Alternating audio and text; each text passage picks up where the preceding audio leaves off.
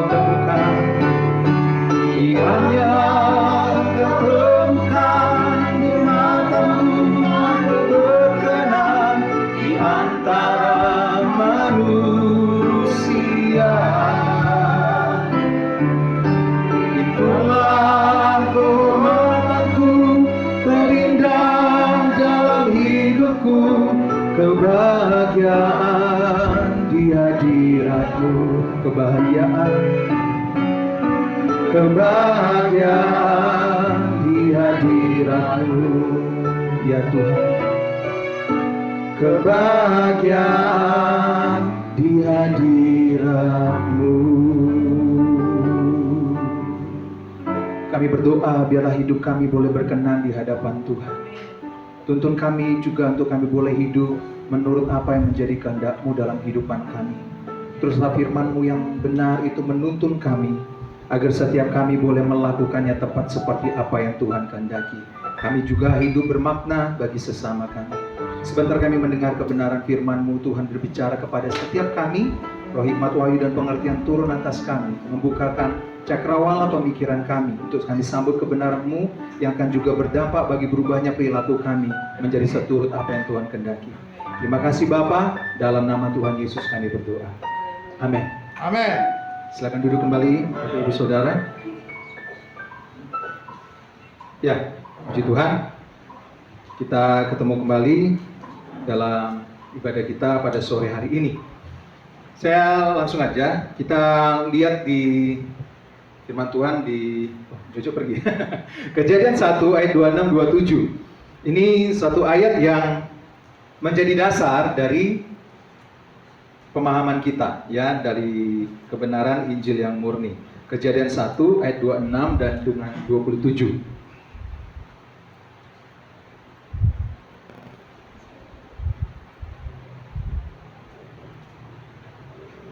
Oke. Ya, temanya malam hari ini tentang budaya kerajaan Allah, ya, budaya kerajaan Allah. Kejadian 1, 26 dengan 27. Berfirmanlah Allah, baiklah kita menjadikan manusia menurut gambar dan rupa kita, supaya mereka berkuasa atas ikan-ikan di laut, dan burung-burung di udara, dan atas ternak, dan atas seluruh bumi, dan atas segala binatang melata yang merayap di bumi. 27. Maka Allah menciptakan manusia menurut gambarnya. Menurut gambar Allah, diciptakannya dia laki-laki dan perempuan, diciptakannya mereka. Nah, Kejadian 1 ayat 26 dan 27 adalah rancangan awal di mana Tuhan itu menciptakan manusia. Kita diciptakan seturut dan segambar dengan rupanya Tuhan.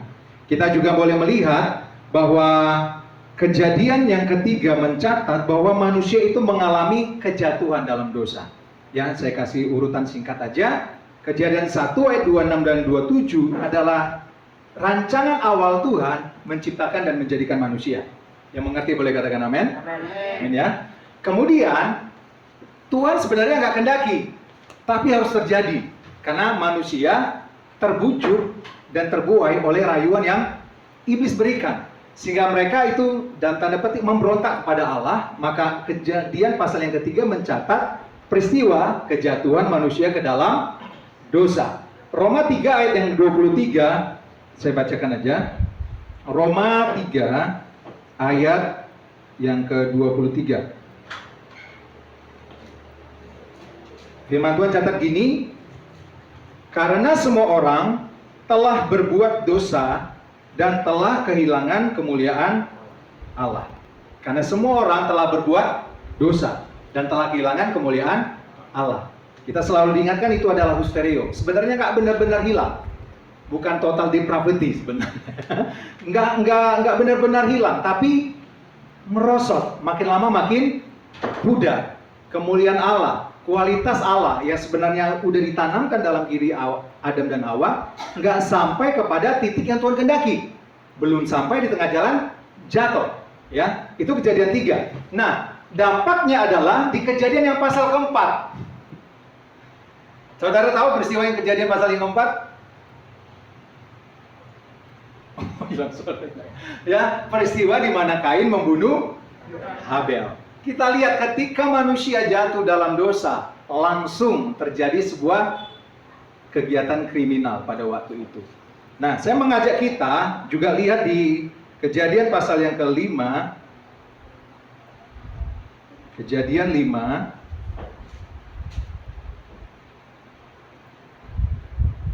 ayat yang ketiga. Ya, Kejadian 5 ayat yang ketiga. Saya bacakan gini. Setelah Adam hidup 130 tahun, ia memperanakkan seorang laki-laki menurut rupa dan gambarnya, lalu memberi nama Set kepadanya. Kalau di Kejadian 1 ayat 26 dan 27, Adam diciptakan seturut dan serupa dan segambar dengan Allah. Kejadian pasal yang kelima ada berbeda di situ. Ya, ini menandakan bahwa memang manusia setelah jatuh dalam dosa mengalami degradasi, mengalami kemerosotan yang luar biasa. Alkitab mencatat Adam memperanakkan seorang anak laki-laki menurut rupa dan gambarnya. Siapa Adam yang di sini? Siapa Adam yang di Kejadian pasal yang kelima? Adam yang sudah jatuh dalam dosa.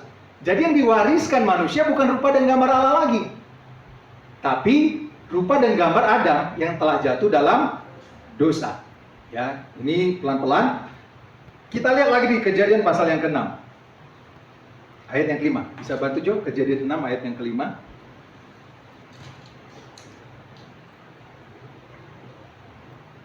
Terjadi merosot ya. Kejadian 6 ayat yang kelima. Oke.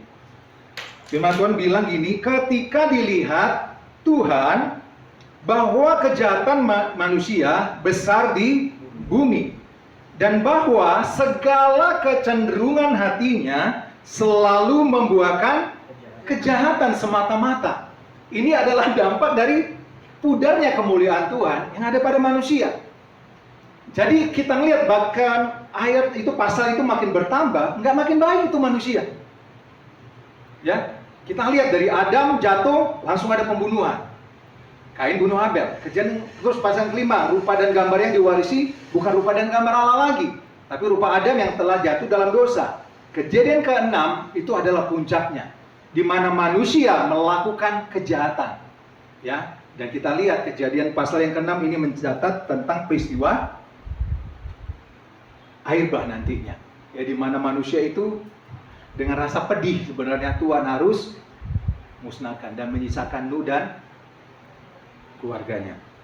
Nah, kita lihat di situ bahwa setelah manusia mengalami kejatuhan dalam dosa, moral mereka pun mengalami kemerosotan. Nah, puji Tuhan, hari ini kan adalah bulan Desember, adalah bulan Natal, ya. Kita mengingat tentang kelahiran Tuhan Yesus. Nah, Yesus datang untuk membawa kita kembali kepada rancangan Allah yang semula.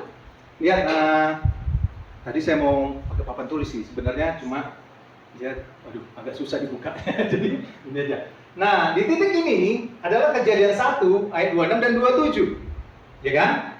Makin berjalannya waktu, manusia mengalami kemerosotan. Sampai benar-benar merosot. Ya, kriminal banget lah perbuatannya, jahat banget lah. Yang ditimbulkan adalah sesuatu yang akan melukai hati Bapa. Tetapi waktu Yesus datang, kita boleh menemukan jalan untuk kita kembali ke sana. Sebelum Yesus datang, kita nggak tahu gimana kembali ke sana. Kita hanya dikasih gambaran. Gambarannya apa? Mendekat kepada Allah, tapi lewat persembahan korban binatang. Ya. Dan itu pun harus melalui perantaraan seorang imam. Dan imam pun datang kepada Tuhan, nggak bisa sesuka hatinya. Berapa kali dalam setahun? 1 kali. Lama banget. Dan sebenarnya itu merupakan penderitaan bagi manusia, terpisah dari Sang Penciptanya. Ya, 1 tahun baru bisa ketemu dengan Tuhan.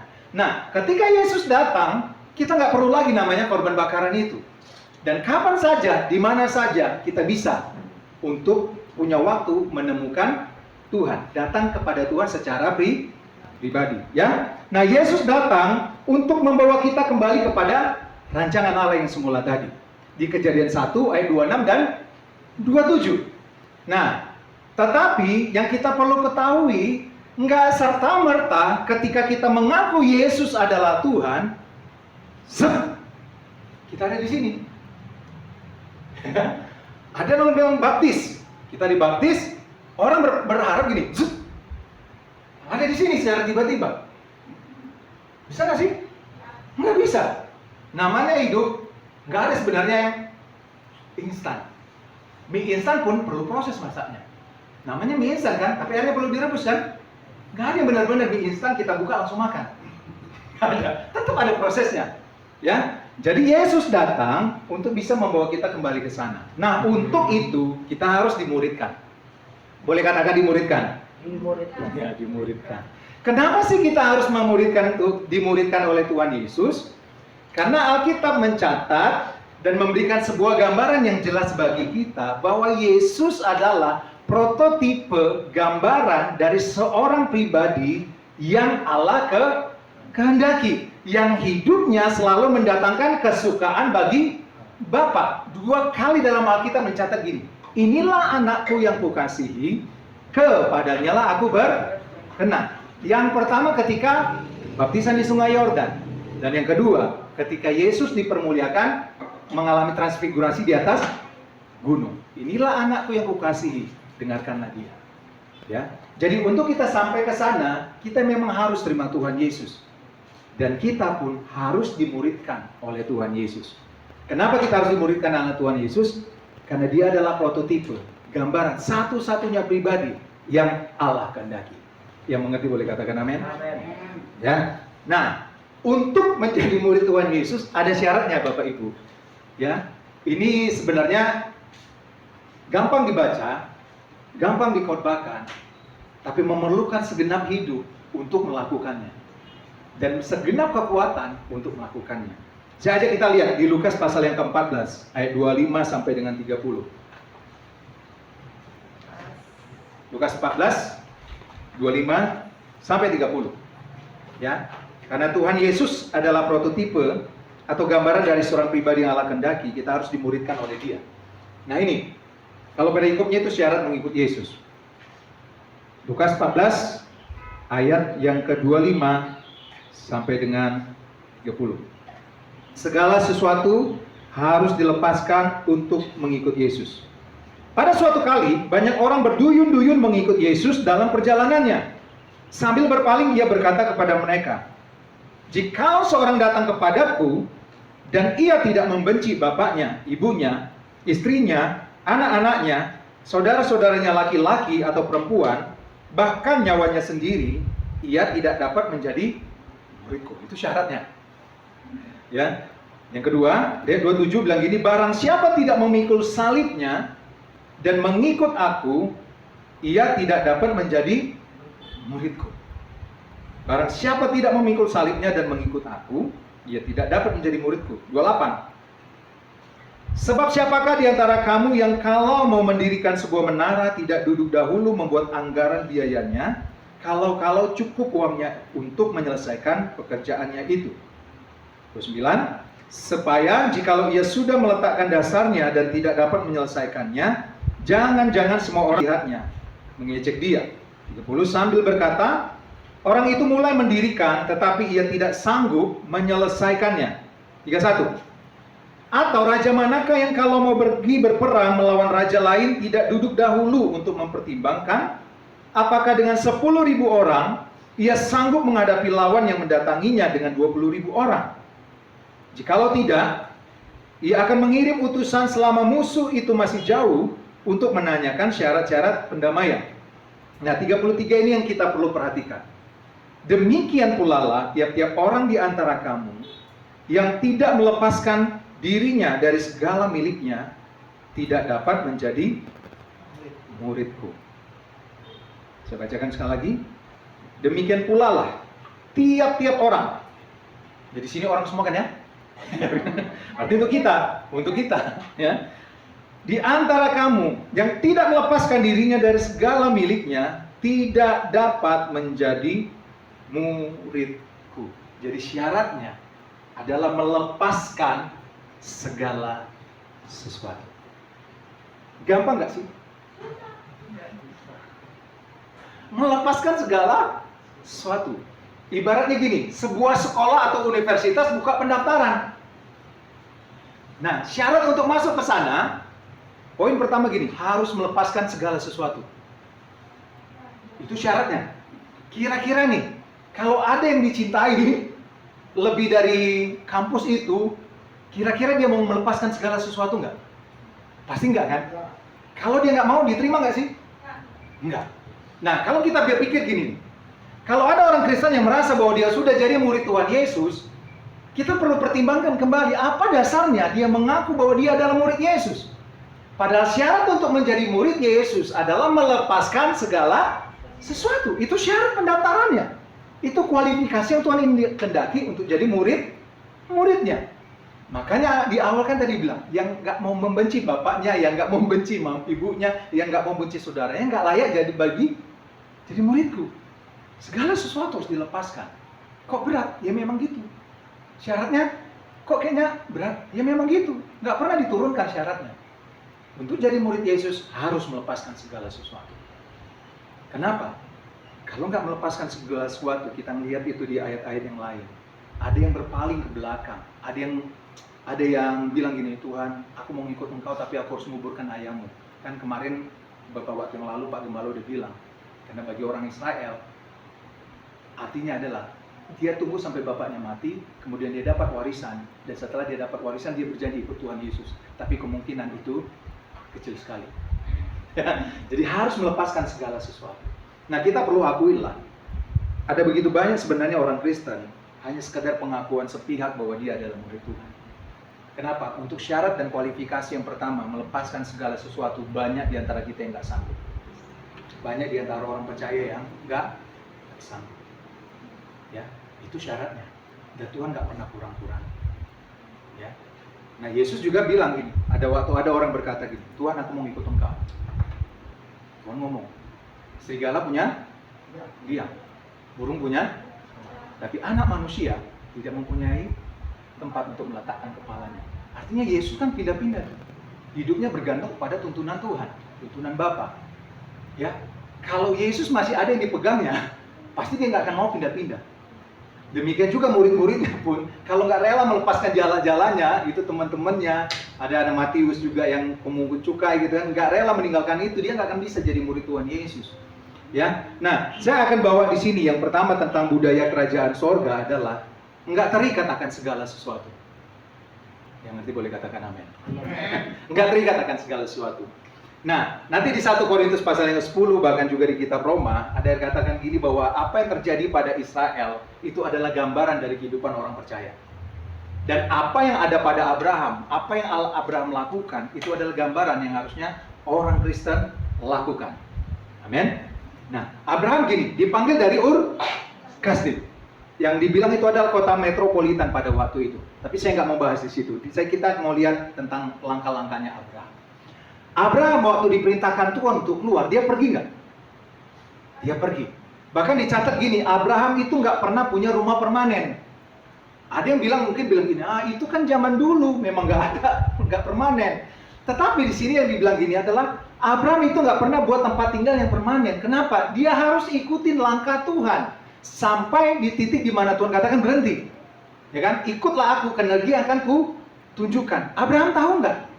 Enggak, itu sebabnya dia gini, oke lah, yang dia persiapkan adalah gini, aku mau ikut Tuhan, kemanapun Tuhan pergi. Jadi dia pergi tinggalkan Ur Kasdim, dia pergi ikutin Tuhan, kemana Tuhan bilang pergi, dia pergi. Nah harusnya orang Kristen pun gitu, waktu Tuhan minta untuk melakukan sesuatu, waktu Tuhan minta untuk kita bisa mengikuti dia dengan segenap hati, kita pun nggak bisa menyayangkan segala sesuatu, maksudnya nggak boleh punya sesuatu yang kita sayangi. Kita harus tinggalkan supaya kita bisa melangkah kemana Yesus kehendaki kita melangkah.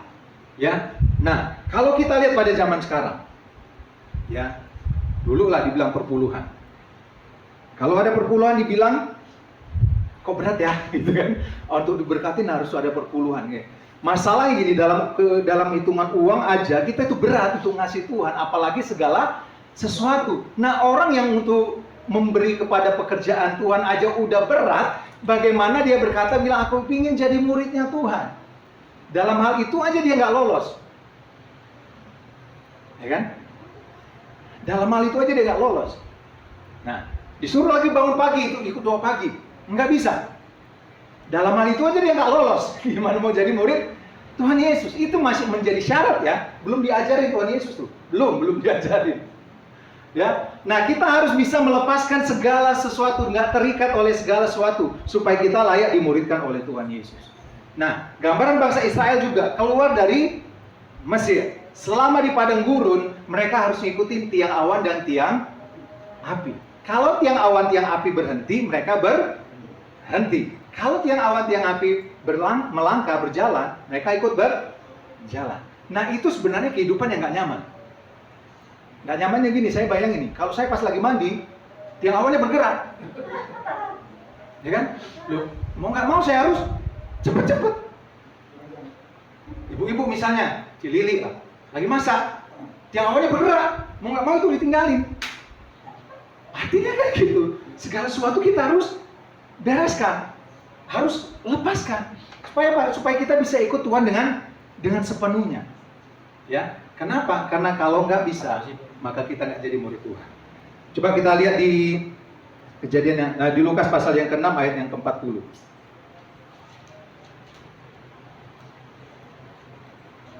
Lukas yang ke-6 ayat yang ke-40. Ya. Seorang murid tidak lebih daripada gurunya. Tetapi barang siapa yang telah tamat pelajarannya akan sama dengan gurunya. Kalau kita tanya, perilaku kita sama nggak sih dengan Tuhan Yesus hari ini? Enggak, berarti kita belum tamat. Jangankan tamat, belajar pun enggak. Makanya kita lihatlah. Ya, kemarin ketemu dengan seseorang lah. Dia bilang gini, sebenarnya malu banget lihat orang Kristen. Ya malu banget lihat gaya hidup orang Kristen. Kenapa? Ajarannya bagus-bagus. Tapi kehidupannya kontras banget dengan apa yang diajarkan. Jadi bilang malu banget. Oh, itu orang Kristen aja malu. Bayangkan orang yang di luar Kristen. Makanya nih, kalau kita misalnya bilanglah dengan kata gini, menginjil. Kalau kita menginjil bahwa sekedar hanya pengetahuan teori, kira-kira orang mau terima Tuhan Yesus nggak sih? Enggak. Kenapa? Dia kan lihat perilaku kita. Kalau Pak Gembala bilang gini, bisa nggak kita sampai satu titik berkata, Tuhanku adalah perilakuku adalah Tuhanku. Jadi kalau engkau mau ketemu Tuhan, kau lihat aku. Bisa nggak sih? Nggak bisa. Harus diperjuangkan kan? Kan tapi sebenarnya harus begitu kan? Nah, kenapa orang Kristen nggak bisa seperti itu? Ya karena awalnya aja nggak bisa melepaskan segala sesuatu. Janganlah dibilang diajar oleh Tuhan Yesus melepaskan segala sesuatu. Contoh bangun pagi aja nggak bisa, ya kan? Contoh untuk melakukan kasih aja lah, ampunilah musuhmu, berdoalah untuk orang menganiaya kamu. Itu hal sulit banget. Itu menjadi murid Tuhan Yesus nggak bisa kan? Makanya kita perlu kembali meredefinisi ulang atau mendefinisi ulang tentang kata murid Yesus.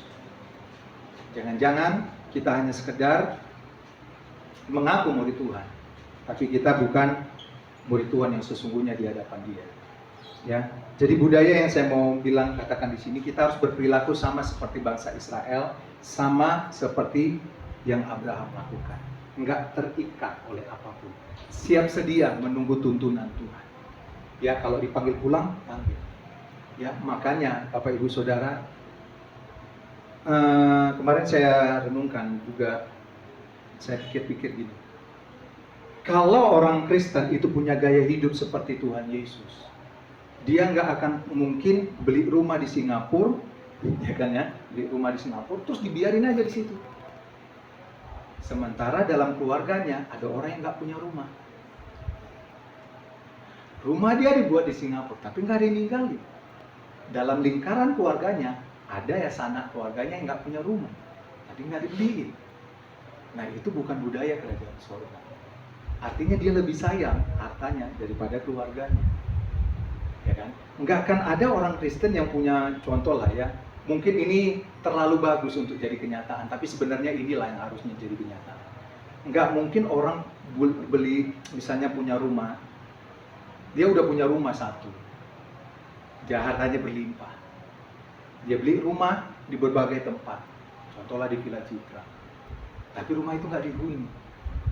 Ya kan? Itu untuk apa sebenarnya? Fungsi rumah untuk diapain? Untuk dihuni. Tapi orang dengan tanda petik bersembunyi dalam kata investasi. Investasinya bukan untuk kekekalan. Investasinya untuk masa kini. Ya kan? Nah, saya mau tanya, kita coba evaluasi ya. Apakah semua yang diinvestasi itu akan dibawa mati? Enggak kan? Kemarin saya bagus nangkap satu kata-kata dari Pak Wigno. Mamon itu enggak, sesungguhnya bukan benar-benar milik kita. Oke, kita punya sertifikat perusahaan pabrik itu atas nama kita. Rumah atas nama kita. Tanah atas nama kita. Segala banyak aset atas nama kita. Apakah semua yang atas nama kita itu ketika kita mati akan menyertai kita kepada kekekalan? Enggak ada satupun. Dan nama itu yang tertera pada akta itu harus berganti. Jadi sebenarnya mamon dalam kehidupan ini enggak ada yang benar-benar menjadi milik kita. Karena itu janganlah terlalu cintai apa yang memang sekarang Tuhan percayakan. Jangan sampai itu akan memisahkan kita dari Tuhan nanti. Kenapa ketika Tuhan suruh kita pergi, kita akan terlalu sayang dengan apa yang kita miliki. Ketika Tuhan perintahkan untuk kita melakukan segala sesuatu, kita terlalu sayang untuk melepaskan apa yang kita punya itu. Makanya kita harus punya budaya seperti bangsa Israel dan Abraham. Enggak terikat oleh apapun. Dia bukan mau menjadi permanen di bumi ini. Satu kesadaran yang perlu kita ketahui, kita sadari adalah kita enggak selama-lamanya tinggal di bumi. Bumi bukan rumah kita. Paulus gambarkan ini adalah kemah, bukan tempat yang permanen. Karena itu, budaya ini adalah jangan sayangi apa yang menjadi milik kita. Lebih daripada Tuhan. Karena khawatir nanti apa yang kita sayangi itu berpotensi memisahkan kita dari Tuhan. Amen. Nah, perilaku kita haruslah menjadi perilaku yang sama seperti itu. Kalau orang di sekeliling kita nggak rumah, tapi kita punya banyak kemampuan untuk membangun itu, kenapa kita nggak lakukan? Ya, ada banyaklah pejabat-pejabat juga ya, asetnya di mana-mana. Tapi entah kenapa mereka masih kurang dan pengen tambah lagi dengan praktek korupsi. Entah apa yang mereka cari. Nah itu ada banyak orang itu berusaha untuk membangun Firdaus di bumi. Padahal Tuhan katakan bumi bukan rumah kita. Tuhan berjanji sebelum naik ke surga ini, kalau aku sudah menyediakan tempat bagimu, aku akan datang kepadamu dan membawa kamu ke sana. Supaya di mana aku berada, kamu pun berada. Tuhan gak mau terpisah sebenarnya dari kita. Tapi ada banyak di antara kita, orang Kristen, memutuskan untuk terpisah dari Tuhan. Kenapa? Karena dia ada menyayangi sesuatu lebih daripada Tuhan. Jadi malam hari ini Bapak Ibu Saudara, yang perlu kita pahamin adalah jangan membangun sesuatu di bumi ini secara permanen. Ya, boleh punya rumah nggak dilarang, tetapi jangan punya banyak rumah. Sementara sanak keluargamu punya kebutuhan akan sebuah rumah. Sebenarnya apa yang disampaikan mungkin terlalu bagus untuk jadi kenyataan. Kenapa? Budaya hidup dunia ini sudah begitu kentalnya mempengaruhi budaya hidup orang Kristen, sehingga kita pun mengikuti mereka. Padahal Paulus bilang gini, Alkitab bilang gini, jangan menjadi sama dengan dunia ini. Ya, jangan tahan-tahan apa yang ada pada kita. Lepaskan itu. Kalau Tuhan minta, serahkan. Kalau Tuhan perintahkan untuk lakukan. Amin. Ini adalah langkah untuk kita bisa kembali kepada rancangan yang semula tadi. Karena kalau kita nggak bisa kembali ke sana, itu artinya kita tidak punya tempat di kekekalan bersama dengan Tuhan. Amin Bapak Ibu. Amin. Yuk kita berdoa.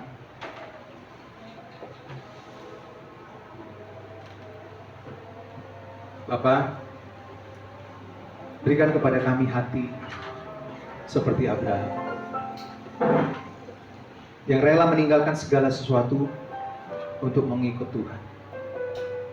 Berikan kami hati seperti Tuhan Yesus, yang tidak menyayangkan apapun juga, tetapi memberi diri untuk taat sepenuhnya kepada Bapa, bahkan sampai taat mati di kayu salib.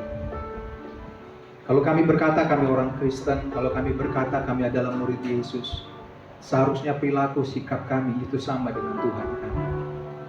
Kalau selama ini kami masih belum menjadi seperti apa yang Bapa kehendaki, berikan kami kesempatan Tuhan. Selama memang waktu masih ada, berikan kami untuk fokus pada langit baru dan bumi yang baru. Fokus pada kehendak dan rencana Tuhan.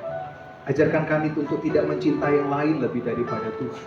Ajarkan kami tidak memiliki keinginan untuk mendirikan Firdaus di muka bumi ini, tapi memindahkan hati kami sepenuhnya ke surga. Tuhan tolong kami, Tuhan mampukan kami. Lalu sebentar kami akan masuk dalam perjamuan kudus Tuhan. Koreksi hati kami. Kalau ada hal-hal yang kami kasih lebih daripada Tuhan, Tuhan ampuni kami. Ajarlah kami untuk kami boleh mengasihi Tuhan lebih lagi. Tolong kami Tuhan, tolong kami Tuhan. Mampukan kami untuk boleh menghidupi nilai kerajaan surga, supaya kami pun boleh menjadi alat kemuliaan, alat keagungan untuk generasi ini boleh menemukan Tuhan di dalam kehidupan. Terima kasih Bapa, Roh Kudus Engkau yang berbicara kepada kami lebih lagi. Meteraikan firman-Mu dalam hati setiap kami untuk boleh tumbuh menghasilkan buah yang lebat bagi kemuliaan-Mu. Di dalam nama Yesus kami berdoa.